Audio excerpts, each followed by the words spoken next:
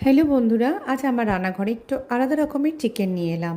কিছু চিকেন নিলাম, অল্প তেলের মধ্যে সেগুলো একটুখানি ভাজা ভাজা করে করলাম। করার পর একটু পেঁয়াজ কুচি, একটু রসুন কুচি, কাঁচা লঙ্কা কুচি সবগুলো কুচি করে নেব। কুচি করার পর এবার আমি ওগুলো সব দিয়ে দিলাম চিকেনের ওপরে। তার সঙ্গে দিলাম একটু লঙ্কার গুঁড়ো, আর দেবো একটু কাশ্মীরি লঙ্কা গুঁড়ো, একটু দেবো হলুদ গুঁড়ো। সব মিলে এবার আমি নাড়তে থাকবো, যেমন করে পেঁয়াজ দিয়ে রসুন দিয়ে চিকেন ভাজা করে সেরকম। এটা আমি একটু দিলাম মেথি গুঁড়ো, আর দিলাম একটু নুন।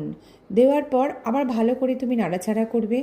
নাড়াচাড়া করার পর এবার আমি করব কি, একটুখানি কর্নফ্লাওয়ার নিয়ে সামান্য জলের মধ্যে গুলে, যখন দেখব একটুখানি নাড়াচাড়া করার পর আমি চিকেনটার মধ্যে দিয়ে দেব। তো চিকেনটার মধ্যে এই কর্নফ্লাওয়ারটা দেওয়াতে একটা আলাদা রকম স্বাদ আর আলাদা রকম একটা টেক্সচার আসে। তো এবার আমি নাড়াচাড়া করব। এবার করার পর ফুটে উঠলে কাসুরি মেথি নিয়ে আবার ওপরে একটু দিয়ে দিলাম। আর করলাম কি, লাস্ট ফিনিশিং করলাম একটু ধনে পাতা নিয়ে, ধনে পাতাটাকে একটু ভালো করে মিক্সিতে করে আধ বাটা বাটা মতো করে সেটাকে ওপরে দিয়ে দিলাম। দিয়ে তুমি এবার নাড়াচাড়া করো। রাত্রে রুটির সাথে দারুণ লাগে এই চিকেনটা। রুটি বলো, পরোটা বলো, বা কোনো কিছু ভাত, তুমি ভাতের সাথেও খেতে পারো। অসাধারণ টেস্ট। এবং তোমরা একটা বানিয়ে দেখো।